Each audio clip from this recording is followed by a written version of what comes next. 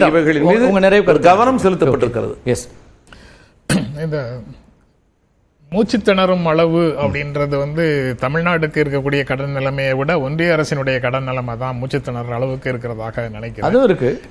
இங்க 28% சொல்லி இருக்கிறதே உங்களால ரீபே பண்ண முடியும், பிரச்சனை இல்லாம நீங்க ஹேண்டில் பண்ண முடியுங்கிறது தான் அந்த அளவுகோல். அதற்கு உள்ள இருக்கக்கூடிய எதுவுமே அதுதான் நாங்க சொன்னோம். அப்ப நீங்க விமர்சனம் பண்ணீங்கன்னு விஜயபாஸ்கர் சொல்றாரு.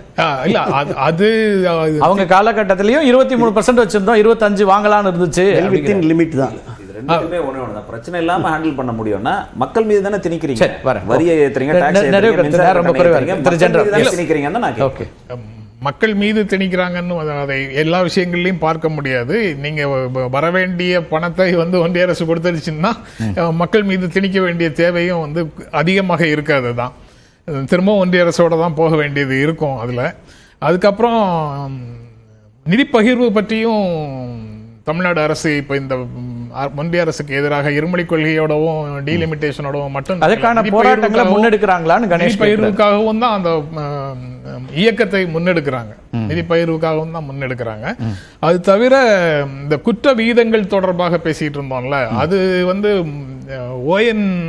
UNODC, அதாவது யுனைடெட் நேஷன்ஸோட office on drugs and crime, அது சில விஷயங்களை கிரைம் எப்படி ஒவ்வொரு நாடும் அணுக வேண்டும்னு அந்த கிரைம் ரேட் டேட்டாவெல்லாம் அந்தந்த நாடுகள்ல இருந்து வாங்கி அவங்க ஒரு அறிக்கை கொடுக்குறாங்க. அதுல சில சவாலான பொருளாதார சூழல்கள்லையும் மாற்றங்களை எதிர்நோக்கக்கூடிய சமயங்கள்லையும் சில சீசன்ல கிரைம் நடந்ததுக்கு பிறகுதான் அரசுகள் செயல்படவே முடியும் அப்படிங்கறத அவங்க ஏற்றுக்கொள்கிறார்கள். அதை நான் நியாயப்படுத்துறதுக்காக சொல்லல, அணுகுமுறைகள் இருக்கக்கூடிய விஷயங்களை சொல்றேன். ஏன்னா சின்ன சின்ன தனிமனித குற்றங்கள் சட்டம் ஒழுங்கு பிரச்சனை இல்லாம வேற என்னன்னு பார்க்கறதுக்கு இல்லாம வேறு விதமாகவும் பார்க்கிற சர்வதேச அணுகுமுறைகள் இருக்குன்னு சொல்றேன். குற்ற வீதங்கள் வர்சஸ் மக்கள் தொகைன்னு ஒரு அணுகுமுறையை சொல்றாங்க.